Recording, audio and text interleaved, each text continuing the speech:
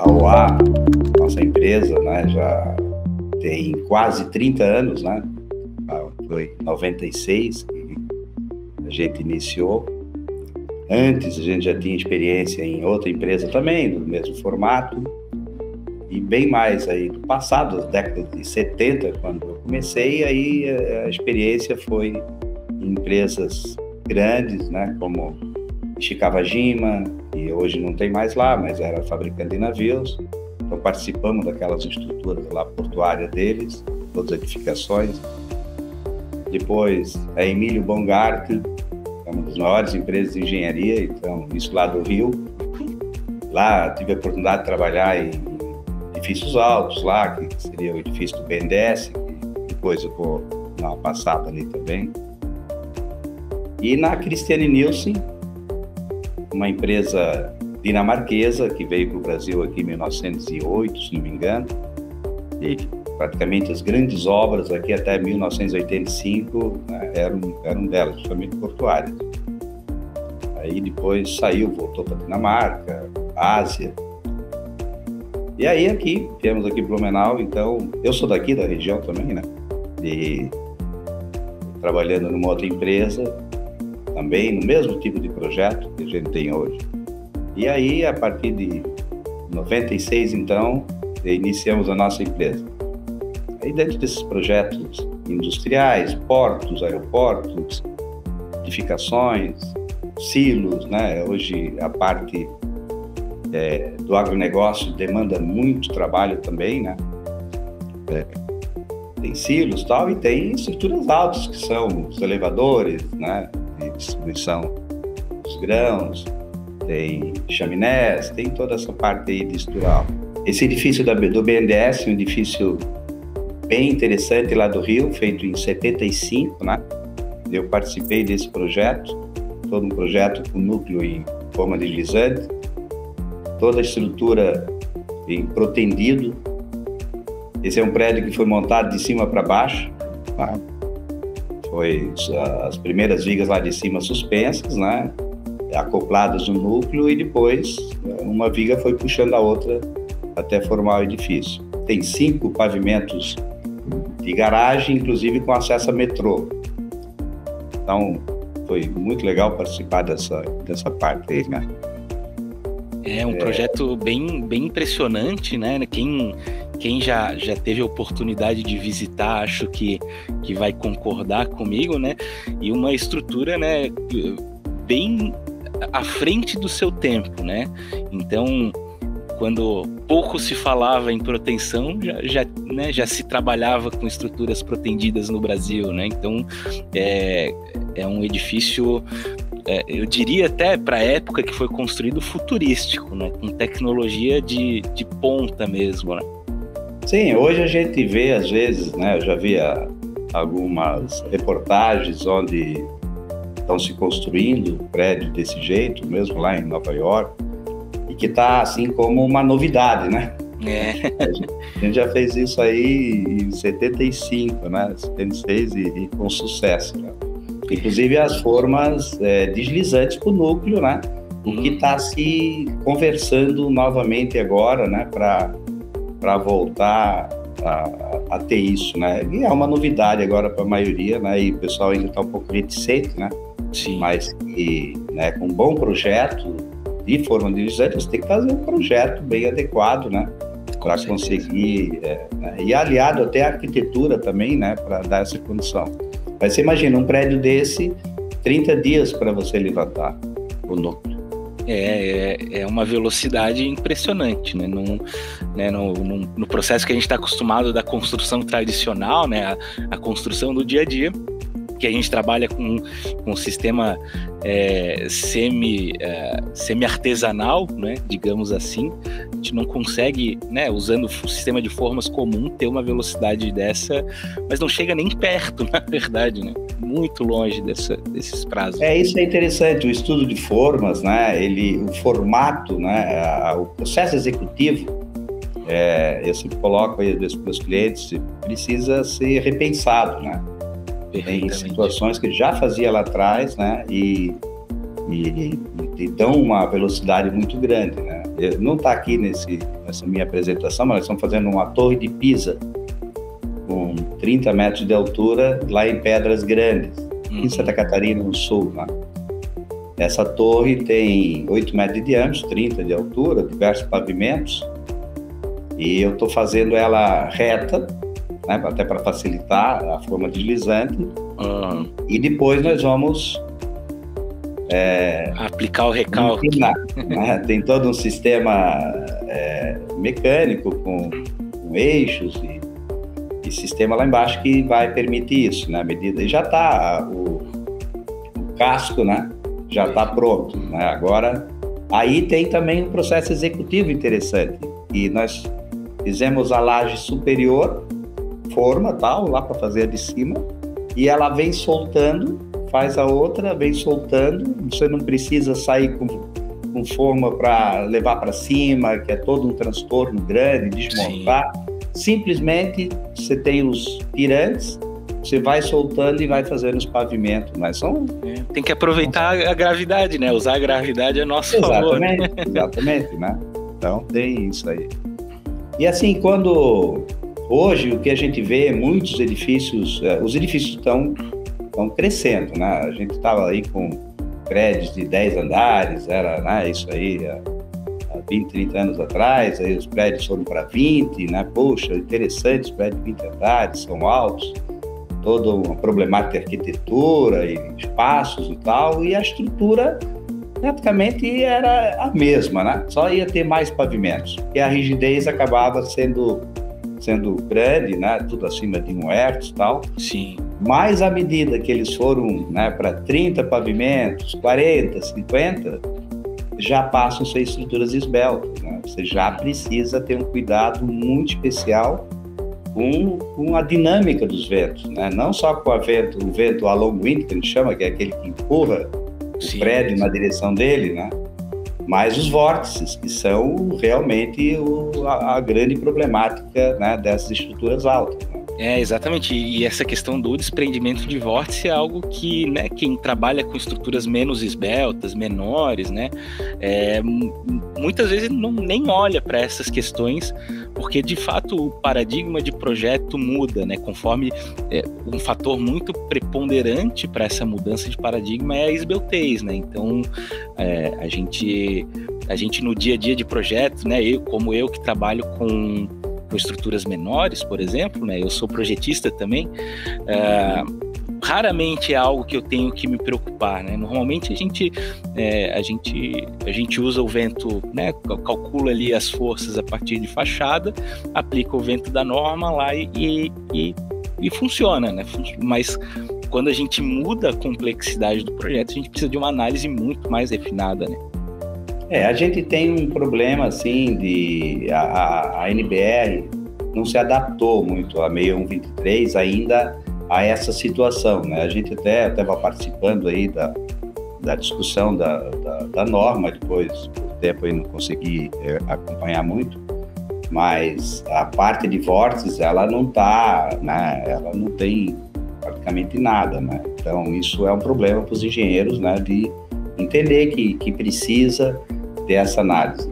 Os arquitetos, né? Mas até só um adendo, né? Como o senhor pontuou anteriormente, o salto tecnológico que a gente teve nos últimos anos permite, né, a construção de edifícios cada vez mais altos e esbeltos, né, e parece que a mesma norma que a gente aplicava para quando a esbeltez não passava de 10 ali nos edifícios, né, a gente está replicando da mesma forma nas atualizações mais recentes da norma, né?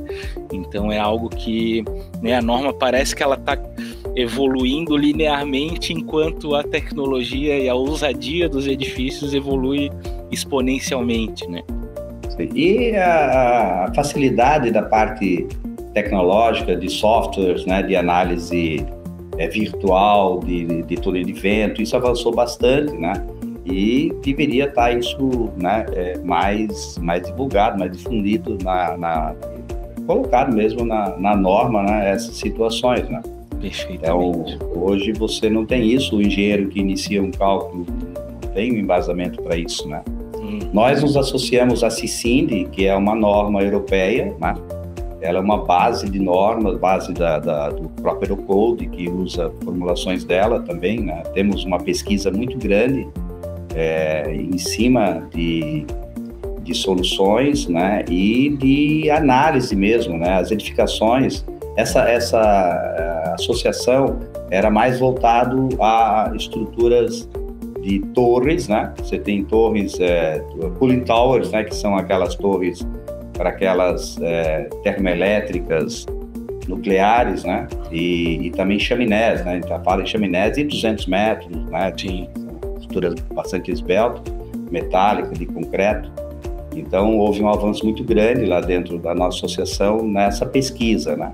Ela patrocina a pesquisa também, e você executa as estruturas e você coloca assessores e tal, então você fica acompanhando, né, se naquela teoria está lá realmente funcionando, se você não precisa ter ajustes, né? Então, hoje, com sensores, né, a gente está indicando aí para as edificações e chaminés, o sensor hoje é via Wi-Fi, né? Você bota o sensor lá, sim, não é muito grande, e você fica monitorando, né? Então, isso vai dar um embasamento para toda uma parte de ajuste também das formulações, né? Perfeitamente. Então, isso é bastante interessante, né? Eu acredito muito na parte virtual, claro que os túneis de vento físicos lá são importantes também, né? Mas o que a gente tem percebido nas nossas análises, os retornos são fantásticos, né?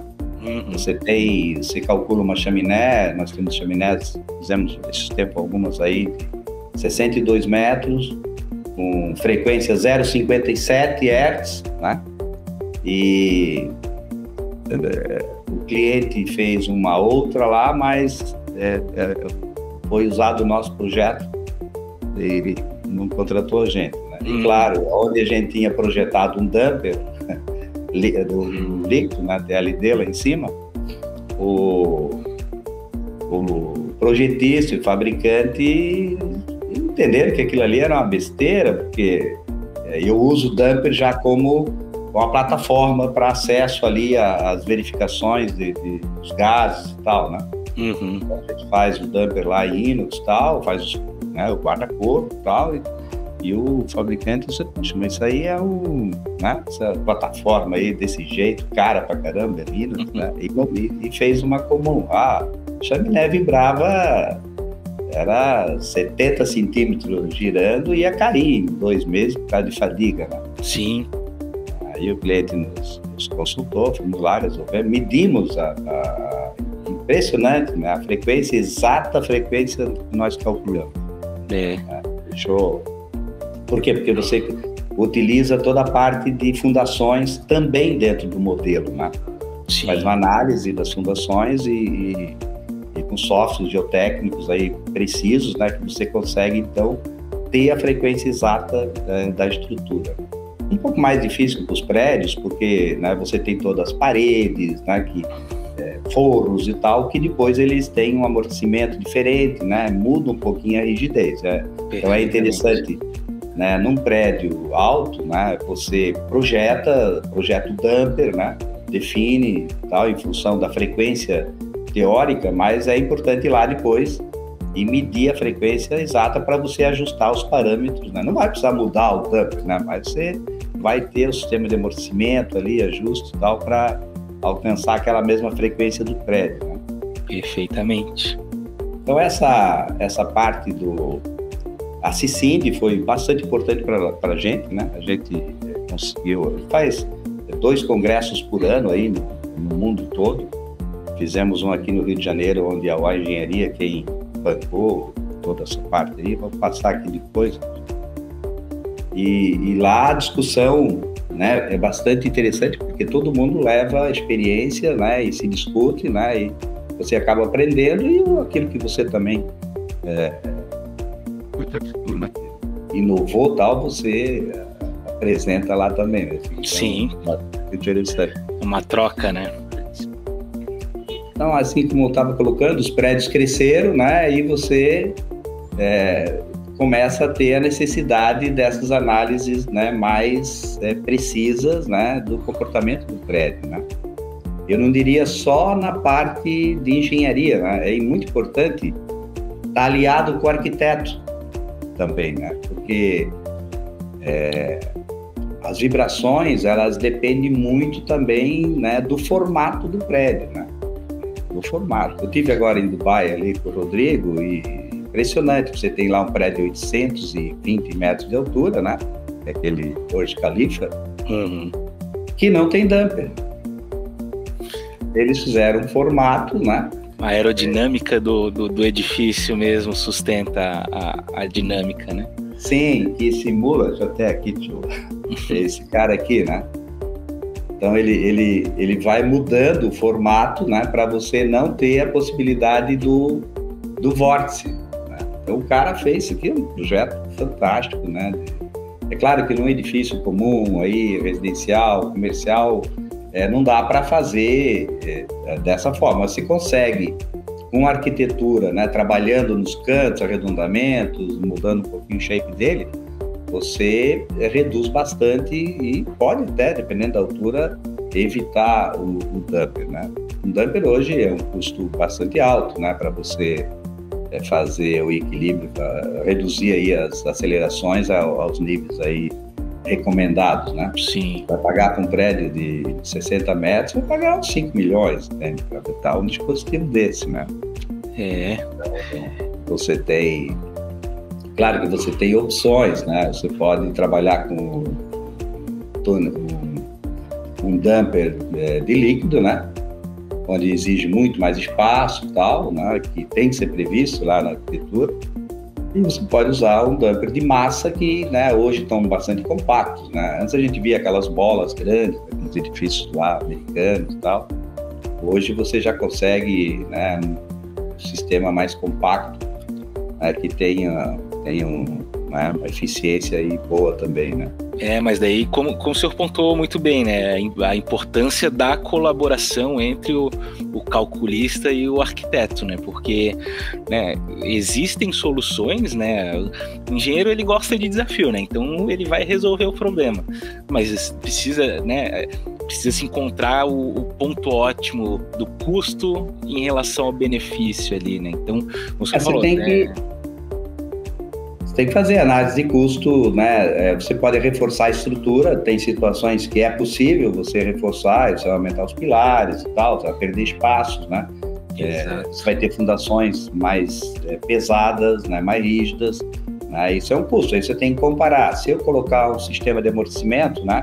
Vai custar tanto, né? Aí você tem que fazer essa comparação. Isso durante o projeto, sim, né? Desenvolvimento da arquitetura é bastante importante. Hoje, normalmente, a gente pega, né, já a arquitetura pronta e os apartamentos vendidos já. Exatamente, as garagens, tudo isso já definido, né? Sim. E quando não vem com os pilares girando, né? Embaixo aqui, em cima vira outro jeito, vai, né? E você tem que resolver isso, né? Mas, assim, é importante, um dos pontos, assim, que precisa, né, ser mais difundido, né? Essa união engenheiro-arquiteto, né? Já no conceitual do edifício, né? Porque são custos altos, né? E você tem muitos edifícios que não tem nada, né? E estão lá, sofrer fadiga, a fundação pode sofrer fadiga, né? Uma coisa assim fundamental, né, em projetos é você estar bem embasado, né, em tecnologia de software, né? Isso é fundamental. Então a gente tem trabalhado em cima disso tanto em softwares de mercado, né, quanto software interno também, né? Hoje nós temos software de projeto, detalhamento, cálculo de estrutura metálica, né, totalmente interno esse, né, muito, muito bom. Hoje nós trabalhamos com 80 pessoas, então é importante você ter um desenvolvimento disso, né, ou software de mercado que tem grande produtividade, né. Então a gente sempre foi muito em cima disso, atualizar, né, até para o pessoal de projeto, eles querem, óbvio, né, ter o software aí que dê a melhor produtividade, né, até porque é interessante você estar, né, estou trabalhando com software aqui, estou 3 anos aí, né, defasado, o outro lá já está fazendo isso, aquilo, e eu ainda Não foi. Então a gente sempre está atualizando, né, os contratos de manutenção e tal, né? E agora, bem interessante, a gente fez um investimento aqui no Ibérico, né? E Sim. O pessoal ficou pesquisando e achou interessante, e realmente está muito bom. O pessoal está muito animado, né? E a gente consegue passar, né, o Ibérico, exporta, né, e para fazer uma análise dinâmica mais aprofundada, né, Mystery, né, o sísmico, você leva ele para o SAP, né? Então a gente está conseguindo fazer isso aí, né? E a modelagem está muito rápida, o pessoal está gostando muito da modelação do Ibérico, né? Está bem interessante, né? Perfeitamente, para... Acho que até já tinha conhecido Só para pontuar aqui para o pessoal que está acompanhando, né? O pessoal da OA, né, começou a usar, né, de forma relativamente recente aí o Eberic, e eles são um dos testadores do nosso novo recurso ali do núcleo rígido, né? Então até estava conversando com o senhor Acides aqui nos bastidores, né? A gente tem recebido os feedbacks dele, que eles estão testando bastante aqui, já modelaram alguns edifícios ali no Eberic, né? E esses feedbacks têm sido muito valiosos para a gente aqui na AutoQI, para a gente, né, justamente pegar toda essa expertise que a OA tem com esse tipo de edifício, né? E ajustar o nosso produto, né, o Eberic, para que ele atenda de fato essas necessidades, né? Então, desde a modelagem até a análise, né, essa integração, porque a gente sabe, né, que esses edifícios complexos requerem análises muito complexas, né? Então, como o Horacides falou aqui, você consegue exportar o modelo para fazer uma análise, né, muitas vezes que não está contemplada no Eberic, ali, por exemplo, a análise de vento mais complexa, né, de CFD, por exemplo, né, e você consegue fazer essas integrações de maneira muito simples, e o pessoal da OA tem nos ajudado bastante com esses feedbacks, né, e dando retorno de como a ferramenta está funcionando para essa realidade de projetos.